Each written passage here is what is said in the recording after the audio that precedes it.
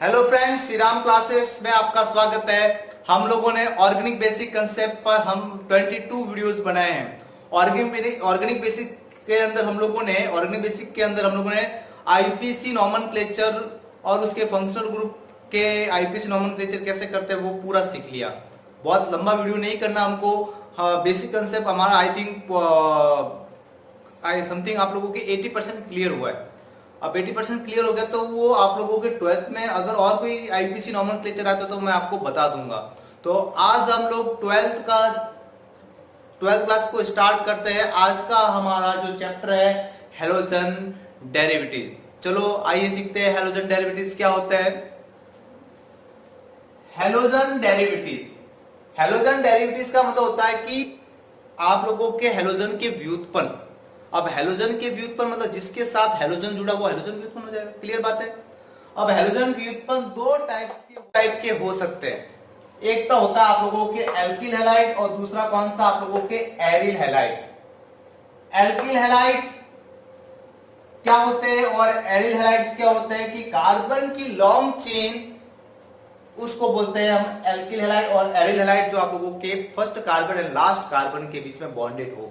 तो aryl halide हम लोग बाद में करेंगे, पहले हम सीखते हैं आज एल्किल हैलाइड।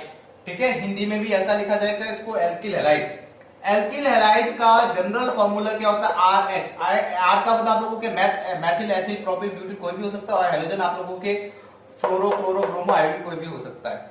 इसका जो जनरल फॉर्मूला क्या होता है CnH2n+1H होता है। ठीक है, जनरल फॉर्मूला ये होता है, सिंपल सी बात है, CnH2n+1H। ये आप लोगों के कभी कभी जनरल फॉर्मूला पूछा जाता है, ध्यान रखना। ठीक है, इस चीज को नोट करना। उसके बाद आपके सामने मैंने 4 प्रकार के अलग अलग कार्बन और हाइड्रोजन के साथ जुड़े हुए उनका नाम बताना है। तो मैं इसमें आप लोगों के कॉमन नेम भी बता रहा, आईपीसी नॉमेनक्लेचर भी बता रहा। ठीक है, तो मैं इसका कॉमन नेम भी बता रहा आपको और इसका आईपीसी नामकरण भी मैं साथ में बता रहा हूं। ठीक है, अब इसका जो कॉमन नेम होगा मैथिल क्लोराइड। क्या नाम है इसका? मैथिल क्लोराइड। इसका मैथिलीन, क्योंकि यहां पर 2 हाइड्रोजन कम है तो मैथिलीन बोला जाएगा, मैथिलीन डाइक्लोराइड। ठीक है, फिर यहां पर आपका इसका नाम है, जो इसका जो कॉमन नेम होता है वो क्लोरोफॉर्म होता है, क्लोरोफॉर्म। ठीक है, और इसका नाम क्या होगा? Carbon tetrachloride.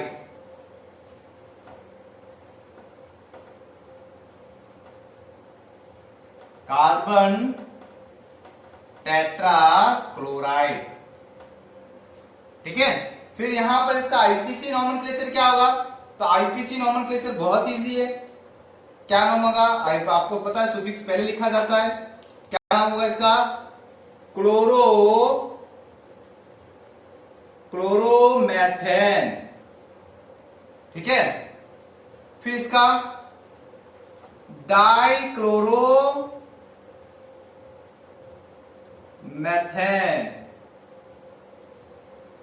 ठीक है, फिर इसका ट्राइक्लोरोमेथेन और इसका टेट्राक्लोरोमेथेन। ये है आप लोगों के एल्किल हैलाइड्स। चलो आगे हम देखते हैं एल्किल हैलाइड्स के अंदर क्या क्या चीजें हैं। चलो आगे हमारे टॉपिक को आगे बढ़ाते हैं। चलो, हम लोगों ने पीछे जो प्राइमरी सेकेंडरी और टर्शरी अल्कोहल क्या होता है वो हम लोगों ने सीख लिए थे अच्छी तरह से। अब इसके बाद हमारे जो आप लोगों की प्राइमरी टर्शरी एंड सेकेंडरी हम लोगों ने जो आप लोगों के अल्कोहल के अंदर पढ़ा था वो का वो सेम इसके अंदर भी है, क्लोराइड के अंदर भी है, प्राइमरी सेकेंडरी और टर्शरी। यहां पर इसके बाद हमारा जो नेक्स्ट टॉपिक है वो है एलिसाइक्लिक हैलाइड। मतलब अलग अलग टाइप्स के जो हैलाइड कैसे जुड़ते हैं उनका क्या, इनको हम एलिसाइक्लिक हैलाइड की बोलते हैं, इनको बेंजील हैलाइड की बोलते हैं। तो मैं इसके सामने आपके सामने डेफिनेशन लिखी है। इन this compound In this compound, the halogen atom is bonded to sp3 hybridized. sp3 hybridized क्या होता है? sp3 संकरण क्या होता है? हम लोगों ने आप लोगों ने सीखा होगा 11th क्लास के अंदर 4th चैप्टर है, तो भी मैं यहाँ बता दूंगा आप लोगों के. Carbon atom next carbon atom double bond, जैसे एग्जांपल के आपके सामने लिखा हुआ है CH2 double bond CH single bond CH2 single bond Cl लिखा हुआ है. अब इसके बाद मैंने आपके सामने एक और एग्जांपल लिखा है, यहाँ पर एक बेंजीन साइक्लो बना हुआ है और इसके सामने आपके क्लोरीन लिखा हुआ है. बेंजीन तो नहीं बोल सकते क्योंकि अल्टरनेट डबल बॉन्ड नहीं है. अब यहाँ पर ये जो क्लोरीन है इस कार्बन से जुड़ा हुआ है. हमेशा ध्यान रखना, अगर कोई भी एटम सिंगल बॉन्ड से जुड़ा है तो वो sp3 होता है, डबल बॉन्ड से जुड़ा है तो वो कौन सा होता है आप लोगों के sp2 होता है, ट्रिपल बॉन्ड से जुड़ा हो तो उसको क्या बोलते हैं? sp संकरण बोलते हैं. तो यहाँ पर ये सिंगल बॉन्ड, यहाँ पर भी कार्बन आप लोगों के सिंगल बॉन्ड से जुड़े हुए हैं, तो यहाँ पर संकरण कौन सा होगा आप लोगों के? sp2 संकरण होगा, सॉरी sp3 संकरण होगा. कौन सा संकरण होगा? sp3 संकरण. डबल सिंगल बॉन्ड से जुड़े हुए कार्बन के साथ तो ये Cl, तो यहाँ पर कौन सा संकरण होगा आप लोगों के? sp3 संकरण. ठीक है. और उसके बाद आप लोगों के डबल बॉन्ड हो तो उसको हम क्या बोलते हैं? Alicyclic halides. जैसे सेम टू सेम यहाँ पर भी कार्बन है तो कार्बन से क्लोरीन जुड़ा हुआ तो वो भी आप लोगों के sp3 संकरण होता है. और उसके बाद आप लोगों के डबल बॉन्ड है. अब इनका नेम क्या होगा? तो नेम बहुत इजी है. क्या नेम होगा इसका? नंबरिंग दे दो 1 2 3. ठीक है, 1 2 3 हो गया. क्या नाम होगा इसका? यहां से दो नंबरिंग 1 2 3. तो क्या नाम होगा इसका? देखो डबल बॉन्ड है और यहाँ पर सब्स्टिट्यूशन ग्रुप है, तो यहां से नंबरिंग दे दो 1 2 3. तो क्या नाम होगा इसका? 3 क्लोरो मैथ एट प्रोप. तो क्या हो जाएगा? 3 क्लोरो प्रोपीन. ठीक है, या प्रोपेन प्रोप 2 इंडी लिख सकते हो, प्रॉब्लम नहीं है. यहां पर ये साइक्लो है और साथ में क्लोरो भी है, तो क्या बोलेंगे? क्लोरो साइक्लो और 6 कार्बन की सीरीज है तो क्या बोलेंगे? हेक्सीन. ठीक है, कौन से नंबर भी देख सकते हो? 1 2, तो हेक्स 2 इन भी लिख सकते हो. सेकंड आप लोगों के बेंजिलिक हैलाइड. अब बेंजिलिक हैलाइड किसको बोलता जाता है? अगर कोई का एरोमेटिक रिंग है, मतलब आप लोगों के एरोमेटिक रिंग है और एरोमेटिक के रिंग के पास कोई कार्बन है और उसके साथ अगर हैलाइड जुड़ा हो तो उसको हम लोग क्या बोलते हैं? Benzylic halide. जिस compound the halogen atom is bond to sp3. देखो यहाँ सिंगल बॉन्ड ही है, कार्बन के साथ भी यहाँ पर सिंगल है, यहाँ पर ये sp3 क्लोरीन जुड़ा हुआ है, इसके sp3 संकरण बनाता है इसके साथ. कार्बन एटम नेक्स्ट एंड ये कौन सा होना चाहिए आप लोगों के? एरोमेटिक रिंग होनी चाहिए. देखो कार्बन एटम है, उसके बाद आप लोगों के एरोमेटिक रिंग है. देखो कार्बन है, कार्बन के बाद एरोमेटिक रिंग है और इसमें संकरण कौन सा होता है आप लोगों के? sp3. तो उसको हम क्या बोलते हैं? Benzylic halide. एलिलिक हैलाइड्स और बेंजिलिक हैलाइड आपको समझ में आया होगा. इसके बाद देखते हैं अपन, ध्यान रखना ये याद भी करना क्योंकि ये आप लोगों के बोर्ड के एग्जाम के अंदर 1 नंबर के डेफिनेशन के अंदर पूछते हैं. तो चलो आगे देखते हैं अपन. नेक्स्ट हमारा जो टॉपिक है वेनिलिक हैलाइड एंड दूसरा कौन सा लास्ट कौन सा आप लोगों के? एरिल हैलाइड और हेलोएरिड्स. वेनिल हैलाइड्स क्या होता है? तो इसकी डेफिनेशन देखो. In this compound the halogen atom is the bond to sp2 hybridized carbon atom of carbon carbon double bond. मतलब आप लोगों के साइक्लिक होना चाहिए, लेकिन साथ में चीज को देखना कि साइक्लिक हो या फिर असाइक्लिक हो. जैसे आप लोगों के एक एग्जांपल और लिख देता हूं.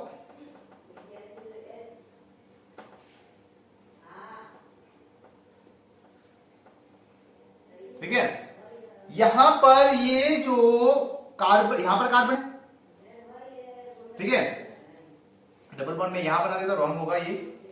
ठीक है, यहां पर ये कार्बन है, ये आप लोगों के sp2 से जुड़ा हुआ है और ये भी कार्बन आपके कौन से जुड़ा हुआ है? sp2. क्योंकि यहां पर ये कार्बन डबल बॉन्डेड है, ये भी कार्बन क्या आप लोगों के डबल बॉन्डेड है और इसके साथ आप लोगों के हैलाइड जुड़ा हुआ है. क्या जुड़ा हुआ है? हैलाइड. ठीक है, तो vinylic halides in this compound the halogen atom is bonded to sp3 hybrid carbon atom of carbon carbon double bond. ठीक है, तो ये आप लोगों के sp2 हाइब्रिड है, ये कार्बन हैलाइड जुड़ा हुआ तो इसको बोलते हैं वेनिलिक हैलाइड. ठीक है, ध्यान रखना तो इसके बाद है एरिल हैलाइड। एरिल हैलाइड में क्या होगा, आप लोगों के अगर बेंजीन रिंग के साथ अगर क्लोरीन जुड़ा हो, ठीक है, और वहां पर आप लोगों का कौन सा हाइब्रिडाइजेशन होगा, sp2 हाइब्रिडाइजेशन होगा। संकरण कौन सा होगा आप लोगों के, sp2।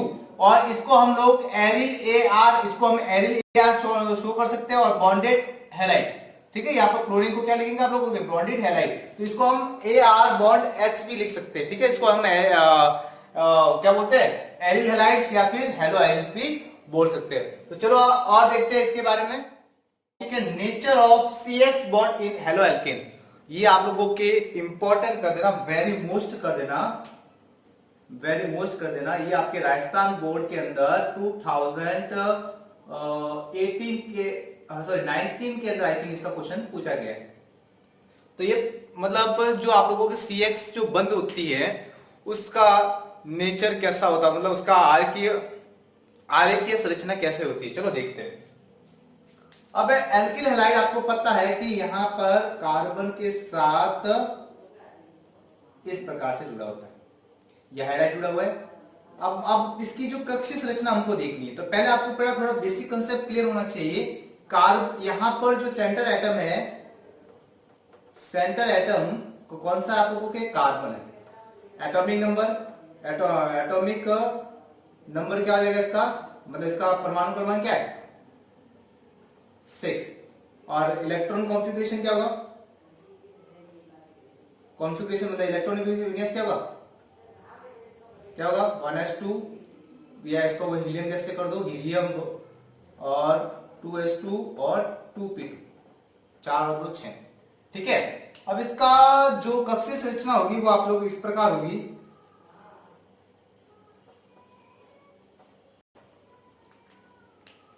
यहां पर आपको पता है हीलियम को तो आपको नहीं लेना, कौन सा होगा 2s2 और 2p2, 2 इलेक्ट्रॉन इसमें आ गए आप लोगों के, और 1 इलेक्ट्रॉन इसमें आ गए दोनों में, ठीक है। और वो इलेक्ट्रॉनिक एक इलेक्ट्रॉन इसमें आएगा। ये तो आप लोगों के ग्राउंड स्टेट है।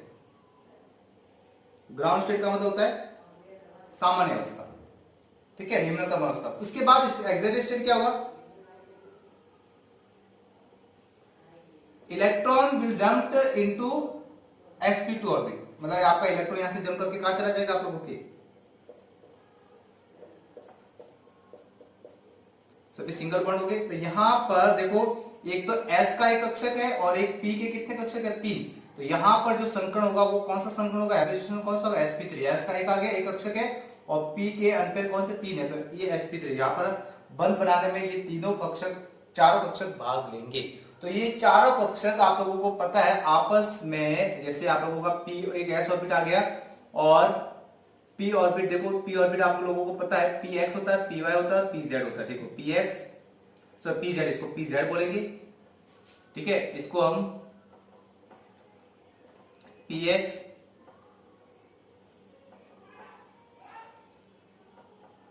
py,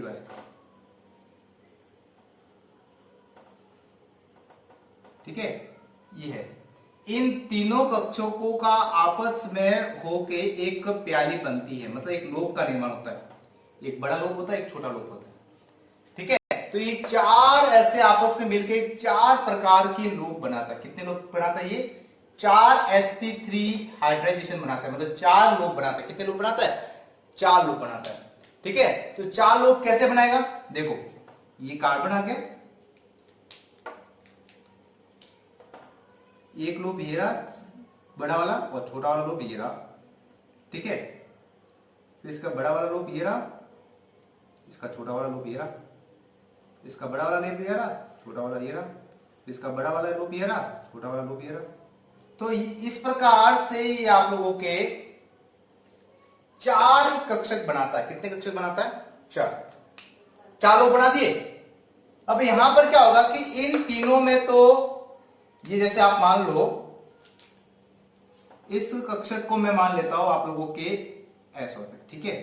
ये आप लोगों के मान लो px, py और pz, ठीक है। अब यहां पर क्या होगा कि आप लोगों के 3 कक्षक, चारों कक्षक खाली है, तो यहां पर 2 में तो आपके हाइड्रोजन, 3 में तो आपके क्या आ जाएगा, हाइड्रोजन बंध बना लेगा, देखिए इलेक्ट्रॉन शेयरिंग कर लेंगे आपस में, ठीक है। और जो कक्षक जो आप लोगों का लोप है वो आप लोगों के किसके साथ बॉन्ड बना लेगा, क्योंकि क्लोरीन होता है, क्लोरीन का जो लोप होता है, जो किस प्रकार का लोप होगा, देखो क्लोरीन का आप लोगों का इलेक्ट्रॉनिक विन्यास होता है नियोन गैस आ जाएगा, नियोन के बाद 3s2 और 3p5 होता है, ठीक है। यहां पर इलेक्ट्रॉन जंप करके वहां चला जाएगा, तो यहां पर एक कक्षक आपके खाली रहता है, पी कक्षक, और उसका जो शेप होता है वो आपका शेप डंबर जैसा होता है। शेप आपको पता है पी कक्षक का शेप कैसा होता है, डंबर जैसा। तो यहां पर एक जो जुड़ेगा वो कौन सा जुड़ेगा, क्लोरीन का लूप जुड़ेगा। तो इनके मध्य में कौन सा संकरण पाया जाता है, आप लोगों के कार्बन के पास कौन सा संकरण है, sp3, और यहां पर ये p कक्षक वाला, तो यहां पर sp3p, या फिर आप इसको sp3 भी लिख सकते हो, बॉन्ड p भी लिख सकते हो, कोई प्रॉब्लम नहीं है। तो sp3p कक्षक संकरण बनाता है।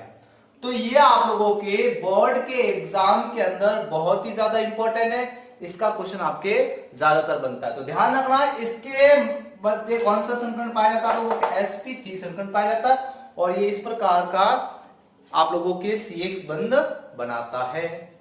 अब इसमें क्या होता है कि यहां पर ये जो है आप लोगों के, ये आप लोगों के ध्रुवीय बंध बनाता है। यहां पर बंध टूटेगा तो क्लोरीन पर नेगेटिव आएगा, और कार्बन पे कौन सा चार्ज आएगा, ये आप लोगों के ध्रुवीय बंध बनाता है, कार्बन पे तो आएगा, और इस पे क्लोरीन पे तो आएगा, सॉरी क्लोरीन, ब्रोमीन, आयोडीन, कोई भी हो सकता है, यहाँ पर कोई भी हाइड्रोजन हो सकता है, जरूरी नहीं क्लोरीन हो, कोई भी हाइड्रोजन हो सकता है। तो वहां पर ये आप लोगों के ध्यान रखना कि यहां पर ये नेगेटिव होगा और ये धनात्मक होगा, ठीक है। तो ये आप लोगों के ध्रुवीय प्रकृति का होता है, और ध्रुवीय प्रकृति में हैलोजन होता है हमेशा आंशिक ऋणावेश, और कार्बन क्या होता है, आंशिक धनावेश प्रदर्शित करता है। आज का वीडियो आपको समझ में आया होगा, ठीक है। आप घर पे रहिए, सेफ रहिए, और इस कोरोना वायरस से बचे। धन्यवाद। हाँ, मेरे वीडियो को लाइक, शेयर एंड सब्सक्राइब